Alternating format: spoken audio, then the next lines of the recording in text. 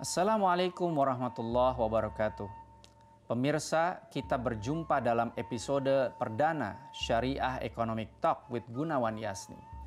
Episode perdana ini sangat spesial karena Wakil Presiden Republik Indonesia Bapak Kiai Haji Ma'ruf Amin atau akrab saya sapa Abah Kiai hadir di tengah-tengah kita untuk menceritakan dan berbagi semangat bagaimana kebijakan visi misi dalam memajukan Indonesia sebagai pusat ekonomi dan keuangan syariah dunia.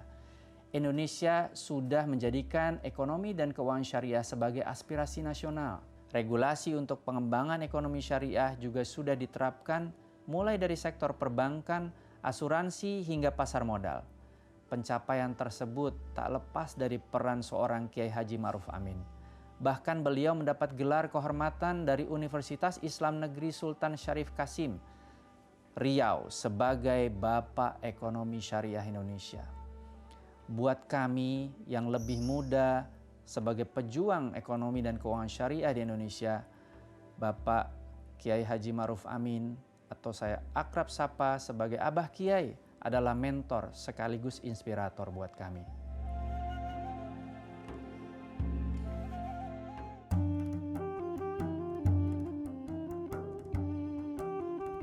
Assalamualaikum warahmatullahi wabarakatuh, Abah. Waalaikumsalam warahmatullahi wabarakatuh. Sehat, Abah? Alhamdulillah.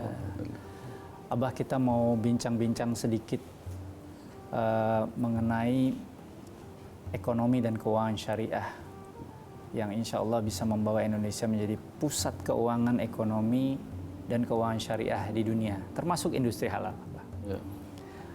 Abah, saya pengen tahu pertama kali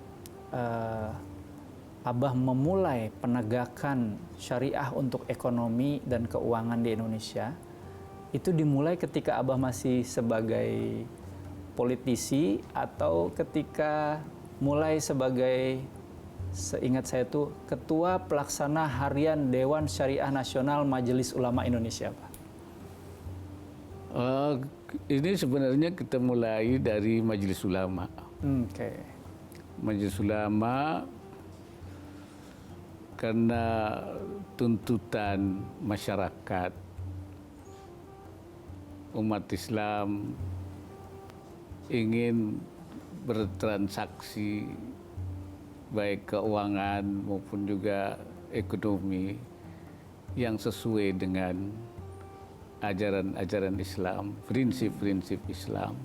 Kemudian juga keinginan dari para ulama untuk menjaga umat, istilahnya himayatul ummah. Himayatul ummah. Menjaga umat ini tidak hanya akidahnya, tidak hanya makanannya supaya tetap halal, tapi juga bertransaksi ekonomi dan keuangannya. Jadi supaya sesuai dengan prinsip-prinsip ajaran Islam. Karena itu maka pertama yang dilakukan oleh Majelis Ulama itu adalah membahas tentang bunga bank. Kalau nggak salah juga pedoman transaksi investasi. Ya, seperti apa.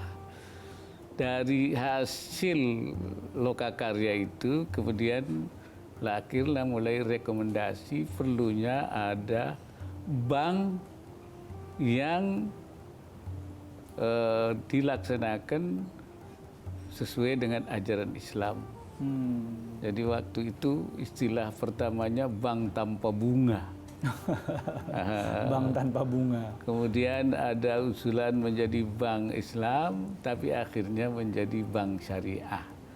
Akhirnya mulailah kita menggunakan istilah syariah. Kenapa yang dipilih syariah, Abah? Tidak Islam, karena kalau di negara-negara lain kayaknya banyak tuh bank Islam. Sebenarnya syariah itu kan memang ajaran Islam itu namanya syariah. Syariah, betul. Iya, jadi akhirnya dipilihlah istilah itu. Sehingga kemudian ketika ada undang-undangnya pun ya undang-undang perbankan syariah, undang-undang surat berharga negara syariah begitu ya. Dari syariah kemudian menjadi semacam istilah yang disepakati, itu yang beroperasi secara menggunakan prinsip-prinsip ajaran Islam. Nah, Abah, ini kan kalau dilihat dari zamannya Majelis Ulama dulu, berarti sudah jauh sebelum Dewan Syariah Nasional, Majelis Ulama pertama kali berdiri ya, Abah ya? Iya, justru sejak itu kemudian bagaimana lembaga, institusi ekonomi dan keuangan syariah itu bisa diwujudkan. Yang pertama adalah perbankan. Memang dari sana mulainya itu. Nah, setelah berdirinya bank pertama, itu Bank Mamalat sebagai bank pertama yang didirikan atas dukungan pemerintah, walaupun pada waktu itu belum ada undang-undang perbankan syariah, belum ada. Belum ada undang-undang yang menaunginya. Belum ada. Bahkan yang ada pada waktu itu undang-undang bank bagi hasil. Bagi hasil tidak pasti syariah, tapi itu bisa dijadikan semacam landasan kapstok untuk bisa mendirikan bank syariah pertama itu. Nah, barulah kemudian untuk mempercepat, untuk memberikan landasan operasionalnya, itu dibentuk Dewan Syariah Nasional. Dewan Syariah Nasional itu kan dimaksudkan untuk pertama dia mengembangkan ekonomi dan keuangan syariah, memberikan fatwa-fatwanya, ya. Kemudian juga melakukan pengawasannya terhadap pelaksanaannya. Jadi Dewan Syariah Nasional itu justru dibentuk untuk mengawal lembaga sertifikat halal di dunia. Semuanya meminta Indonesia pengakuan dari kita. Jadi standar kita sudah. Tapi kita baru tukang menyetempel halal itu. Kita konsumen halal terbesar di dunia. Bukan produsen ya, Abah ya?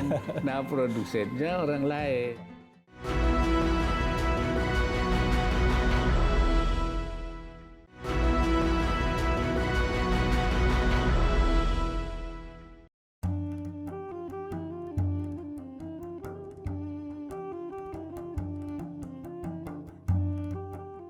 Nah, Abah, ini kan kelihatannya kalau kita bicara ekonomi dan keuangan syariah di Indonesia, ini kan sudah menjadi aspirasi nasional nih, Abah ya?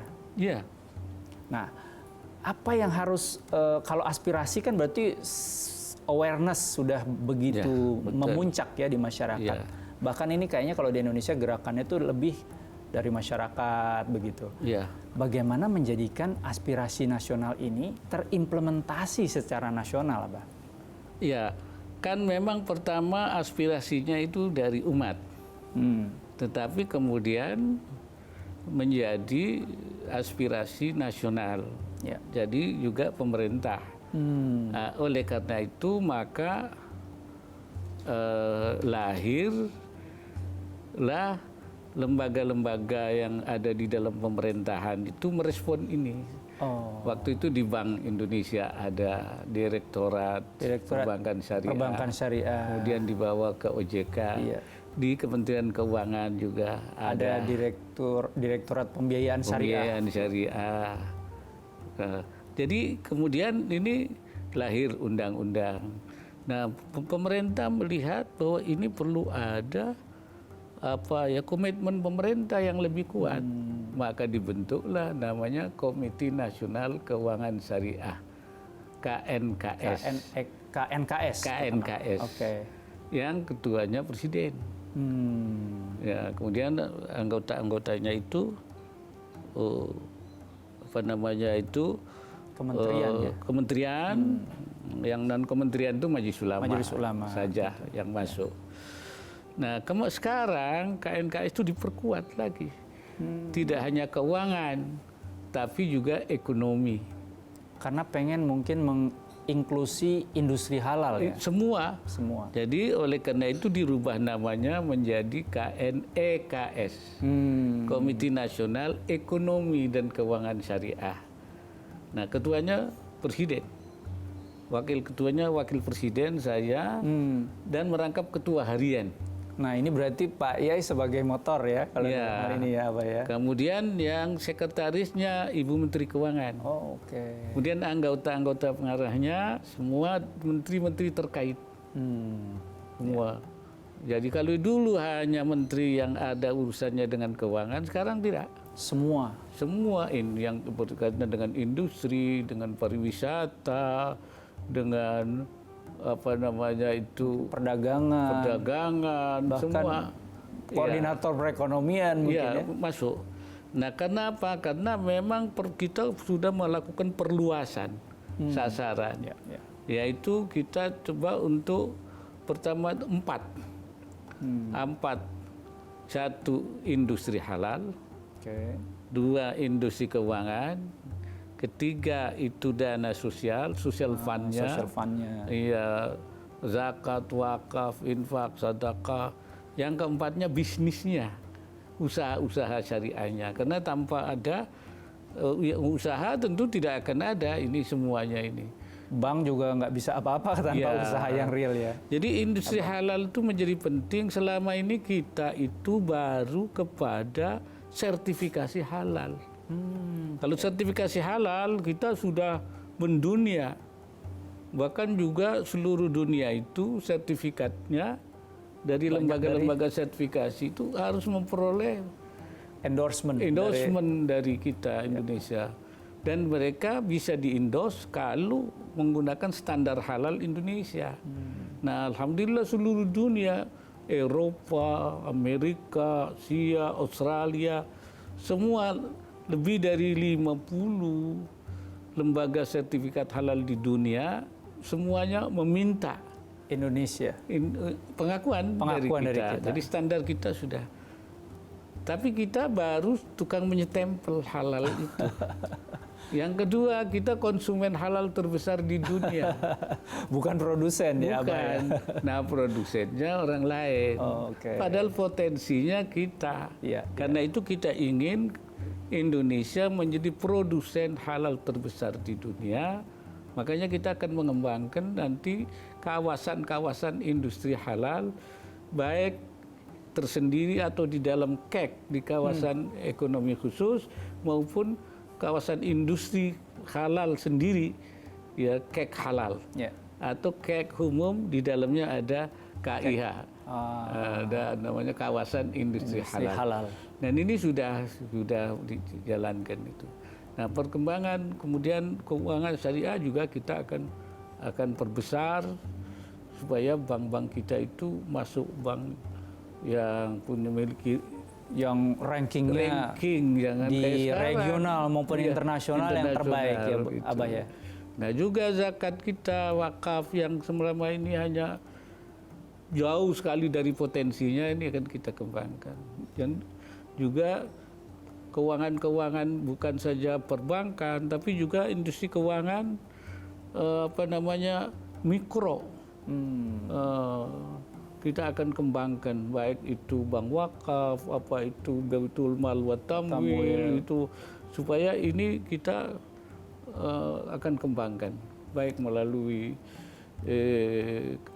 Kementerian Keuangan, Kementerian melalui OJK maupun juga koperasi dan UMKM. Dan kita harapkan ke depan pesantren itu menjadi agen dari bank-bank syariah dalam menerapkan laku pandai. Laku pandai. Iya, jadi itu dari mulai yang ultra mikro dan mikro kecil sampai agak menengah. Itu bisa di dalam pesantren itu sebagai pusat pembiayaannya. Tinggal lagi nanti pelatihan-pelatihannya. Nah, itu potensi.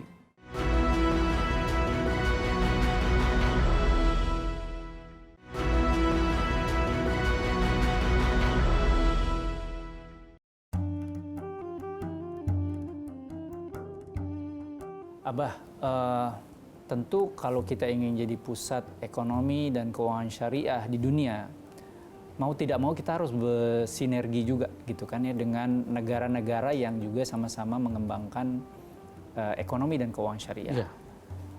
Di dunia ini cukup banyak negara tetangga kita, misalkan Malaysia, kemudian Inggris, kemudian tentu negara-negara di Timur Tengah seperti United Arab Emirates gitu. Juga Saudi Arabia. Nah, Abah punya pesan-pesan khusus kepada negara-negara sahabat itu untuk kemudian pesan ini bisa membawa Indonesia bersinergi dan menjadikan Indonesia juga menjadi satu pusat keuangan dan ekonomi tentunya, termasuk industri halal yang syariah di dunia bersama-sama dengan negara-negara itu juga. Gitu. Ya, kita juga mengajak seluruh dunia, bahkan nanti bulan November itu akan ada Halal Summit dan ISEF kan ya. Iya, ISEF. Halal Summit ini yang disponsori oleh Kementerian Luar Negeri akan mengundang tingkat pemerintahan untuk membicarakan soal industri halal ini. Dan ini mungkin akan dilakukan tiap tahun ya, Abah ya? Ya, tahun ini. Tahun ini, dan 2020. Indonesia menjadi tuan rumahnya. Nah, penyelenggaranya Kementerian Luar Negeri. Dan itu tingkat kepala negara, menteri, official lah. Ya, ya. Ya. Dan akan dikaitkan dengan ISEF yang sponsornya Bank Indonesia. Ya. Nah, ini ISEF itu pesertanya pengusaha. Kita juga undang dari luar negeri. Dari luar negeri ke sini. Juga. Ya. Jadi dua-duanya ini ada pengusaha, cuman yang Halal Summit itu ada beberapa kepala negara kan kita adakan hadirkan.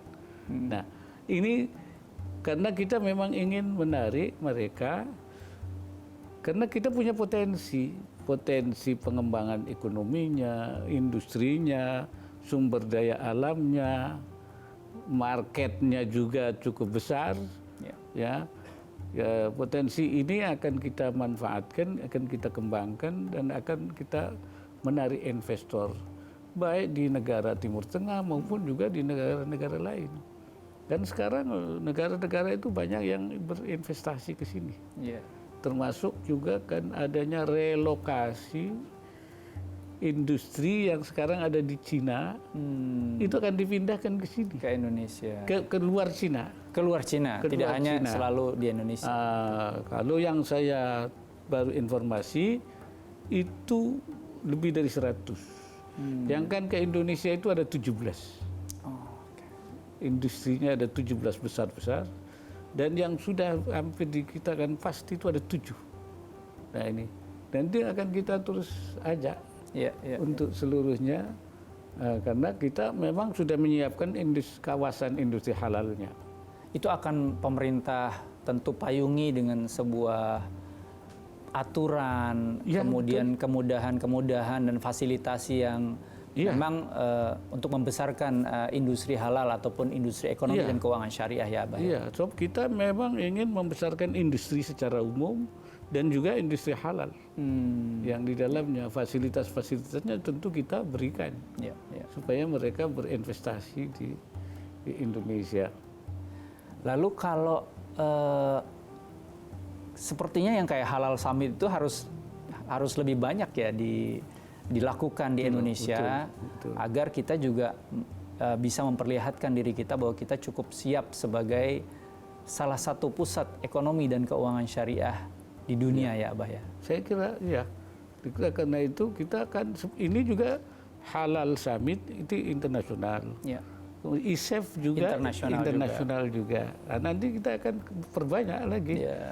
Dan rasanya perlu rutin juga mungkin. Ya, artinya setiap tahun atau setiap berapa periode sekali untuk memperlihatkan potensi-potensi Indonesia juga. Ya. Sekarang kan orang mulai tahu bagaimana potensi kita. Infrastruktur kita cukup baik. Cukup baik.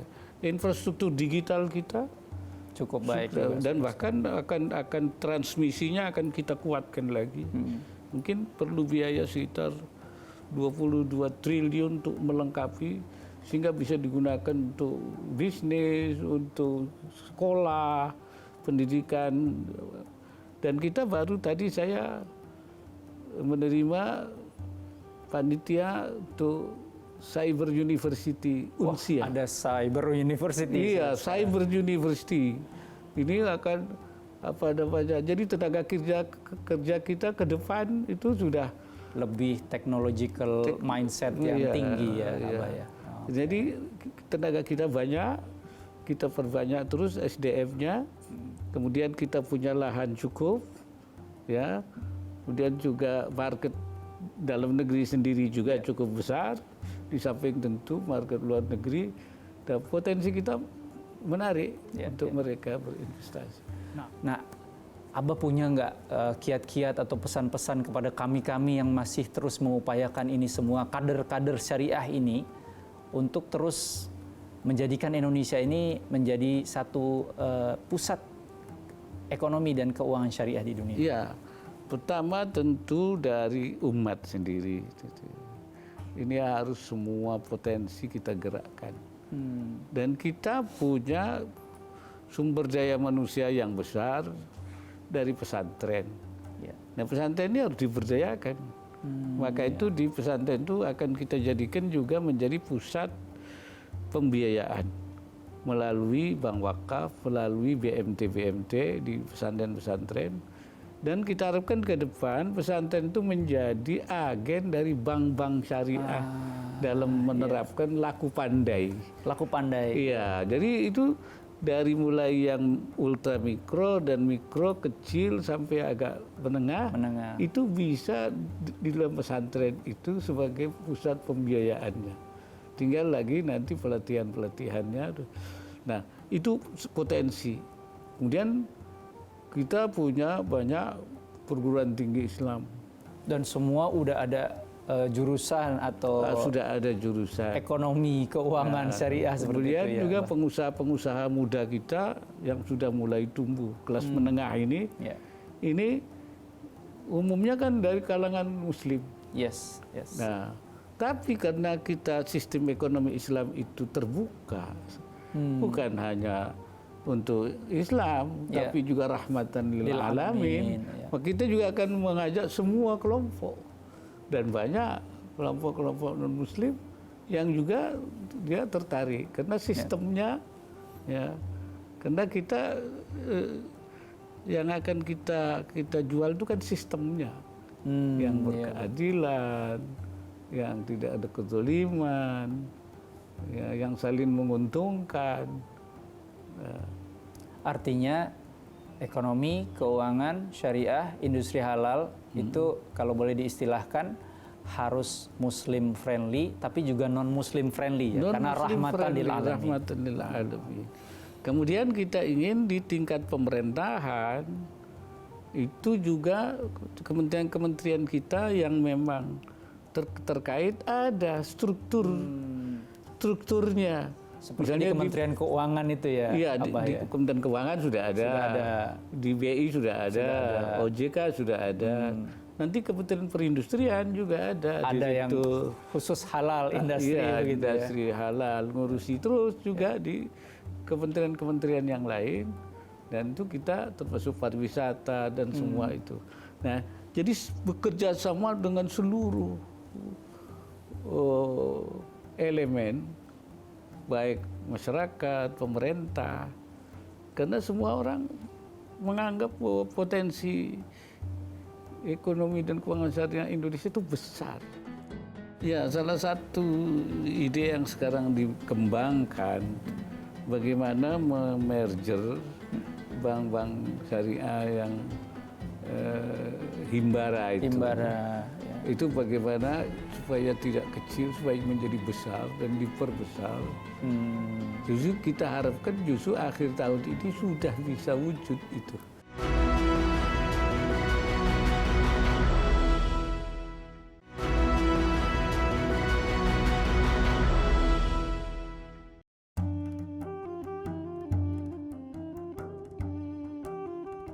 Dalam konteks Indonesia ini mulai masuk jurnal-jurnal ekonomi, keuangan syariah, termasuk industri halal yang tadinya sama sekali tidak diperhitungkan, Abah. 10 besar pun tidak masuk. Sekarang ini mulai tahun lalu, sebelum pandemi COVID-19, kita sudah mulai masuk.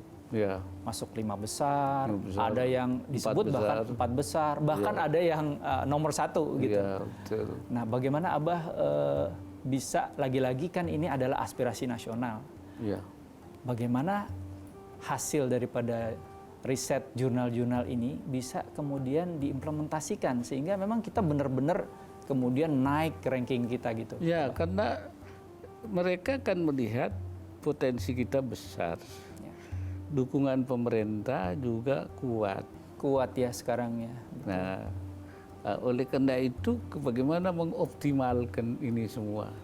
Dukungan pemerintah ini dioptimalkan, potensi masyarakat dioptimalkan, ya. So, saya katakan tadi potensi kita paling besar di dunia. Kemarin tuh belum terekspos, terolah dengan benar, belum terekspos dengan benar, sehingga banyak yang tidak tahu. Nah, dengan adanya kita mulai mengembangkan, sehingga regulasi-regulasi pun juga sudah mendukung, kebijakan pemerintah juga, sebenarnya tinggal lagi dari kemauan masyarakat.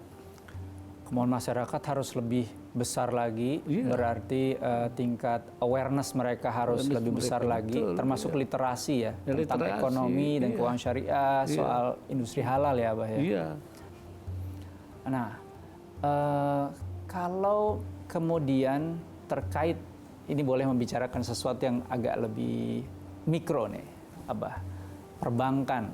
Tadi kan kita ingin punya perbankan yang kalau bisa perbankan syariahnya nomor 1 di regional atau nomor mungkin 5 besar gitu di dunia.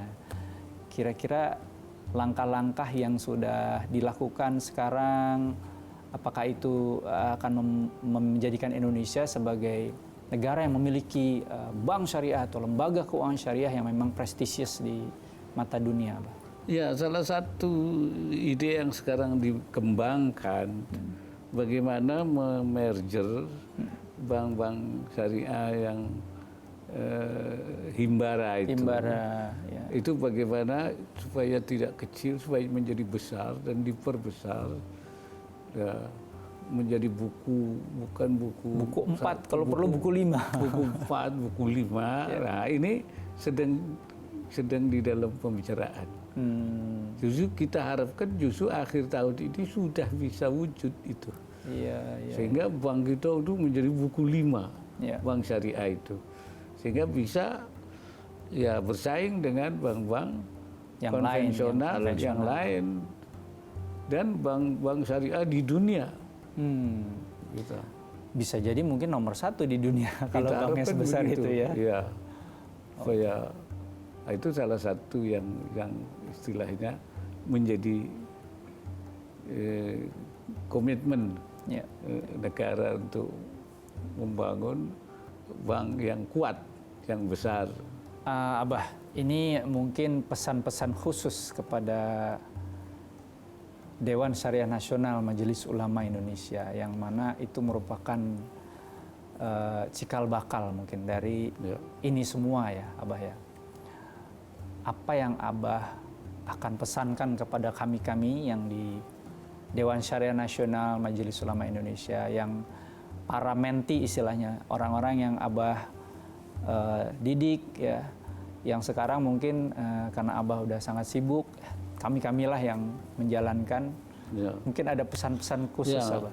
Dewan Syariah Nasional itu kan memang dibentuk untuk mengawal ya, membuat fatwa, mendorong, mengawasi. Nah, oleh karena itu pertumbuhan sekarang ini tidak lepas dari peran Dewan Syariah Nasional, saya kira. Sehingga Dewan Syariah Nasional sekarang itu kan menjadi rujukan peraturan-peraturan yang akan dikeluarkan oleh Kementerian Keuangan, oleh BI, oleh OJK itu harus berdasar pada fatwa-fatwa Dewan Syariah Nasional. Bahkan juga pengadilan kalau terjadi sengketa harus merujuk pada fatwa itu. Sehingga peran Dewan Syariah Nasional ini sangat sentral. Nah, peran ini harus ditingkatkan. Terutama juga selain pembuatan fatwa yang harus terus digali agar bisa melahirkan produk-produk yang market friendly, ya ide-ide inovasi produk itu, maka peran Dewan Syariah Nasional sangat sentral. Dan kedua, pengawasan kesesuaian syariah itu, supaya jangan sampai ada isu bahwa bank syariah kok tidak syariah. Nah, ini penting. So kalau tidak itu kan reputasinya menjadi rusak. Betul. Nanti sama saja bank syariah dengan bukan syariah. Nah, oleh karena itu maka, ini peran-peran Dewan Syariah Nasional ini ke depan harus diperkuat lagi. Karena itu adanya 2 lembaga yang di Dewan Syariah Nasional itu LSP, Lembaga Sertifikasi Profesi. Ada DSN MUI Institute. Ini dioptimalkan. Ya, itu memperbanyak mereka yang harus memiliki pengetahuan tentang syariah. Bukan saja untuk Dewan Pengawas Syariah, tapi juga untuk mereka yang mengelola. Ya, pengelola dari institusi keuangan syariahnya, betul. Komisaris. Itu kalau bisa itu dididik melalui institut ini. Ya. Sehingga mereka itu jangan sampai menjabat tapi tidak tahu syariah.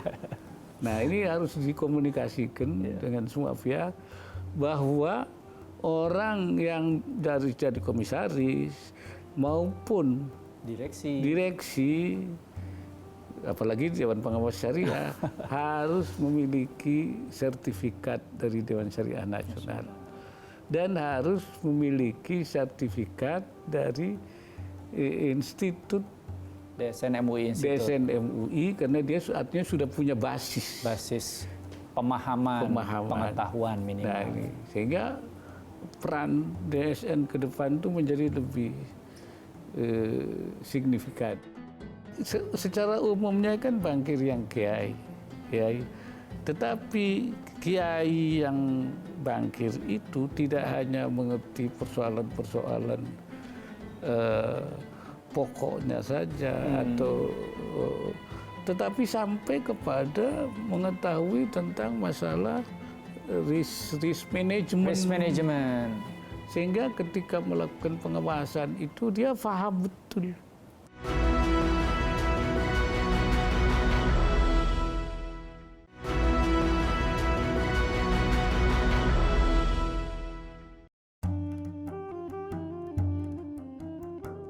Kalau tadi pesannya seperti itu ya, DPS, pengawasan, peningkatan updating intinya. Lalu melalui DSN MUI Institute, lalu ada lembaga sertifikasi profesi. Kedepan ini menurut Abah yang ideal gitu. Dalam peristilahan Abah kan dulu pernah ada Abah katakan bankir yang kiai. Kiai yang bankir. Nah, ini kalau orang harus updating seperti itu, mungkin peristilahan yang lebih tepatnya apalagi Abah selain bankir yang kiai yang bankir, karena kalau kayak saya kan bukan seorang kiai gitu dan bukan juga seorang bankir. Ya, secara umumnya kan bankir yang kiai. Tetapi kiai yang bankir itu tidak hanya mengerti persoalan-persoalan pokoknya saja tetapi sampai kepada mengetahui tentang masalah risk management. Ya, Kiainya itu tentang tahu risk management, tahu tentang berbagai hal yang menyangkut, sehingga ketika melakukan pengawasan itu dia paham betul. Begitu juga para pelaku usahanya itu, bankir, financiernya gitu ya. Tidak hanya mengetahui sekedar, tetapi lebih mendalam dari itu. Ya. Maka itu penting peran tadi DSN Institute itu terus memberikan pemahaman tentang kesyariahan terhadap para pelaku usaha, direksi, komisaris dan sebagainya itu. Perbankan, asuransi, finance, multifinance, reksadana, dan semua itu kan banyak sekali. Iya, dan masing-masing punya detail spesifikasi masing-masing, dan itu rasanya tidak habis-habis untuk digali. Tidak akan habis-habis. Ya. Tapi sekarang di pemerintahan sendiri, Abah, ada nggak detail atau spesifikasi yang kemudian ingin dilakukan? Misalkan ini sekarang yang mungkin belum terlalu tergali dalam beberapa tahun terakhir ini, industri halal misalnya. Tadi Abah bilang kan kita mendunia sebagai konsumen industri halal, tapi bukan sebagai produsen industri halal. Nah, ini pendalamannya secara detail, spesifik itu di pemerintahan kira-kira akan diapakan? Apakah ada kerjasama nanti dengan mungkin Kementerian Koordinator Perekonomian misalnya untuk kawasan-kawasan? Kan pertama sudah ada Perpresnya. Oke. Perpres itu sudah menyebut tentang pengembangan industri halal. Nah, ini kan ditindaklanjuti oleh menteri terkait. Ya dengan Menko Perekonomian, dengan Menteri Perindustrian. Nah, karena itu kita di KNKE saya minta untuk dibangun ekosistemnya antara industri halal, industri keuangan, dana sosial, kemudian bisnis-bisnis ini. Ekosistemnya ini kita bangun. Bagaimana terkaitkan antara satu dengan yang lain dan saling mendukung ini. Nah, kemudian juga semua di mana yang memang harus dimasuki, selain industri halal, industri pariwisata, industri yang lain-lain, makanan, minuman. Nah, makanan minuman kita itu kan besar sekali. Sumbangannya terhadap negara, ya pertumbuhan ekonomi kita itu paling besar makanan minuman. Itu kan halal semua. Betul. Di situ objeknya itu. Kemudian barang gunaan, kan juga itu industri semua. Fashion, iya, kosmetik, iya, itu harus kita kembangkan betul. Nah, jadi memang ini nanti ekosistemnya ini harus dihidupkan, dibangun. Jadi ekosistem ekonomi dan keuangan syariah termasuk industri halal itu yang harus dikembangkan di Indonesia untuk menjadi pusat ekonomi keuangan syariah di dunia. Baik Abah, terima kasih banyak atas bincang-bincang kita kali ini, sangat-sangat inspiratif. Mungkin ke depan akan ada banyak hal lagi yang akan kita bicarakan. Terima kasih banyak Abah. Assalamualaikum warahmatullahi wabarakatuh. Assalamualaikum warahmatullahi wabarakatuh.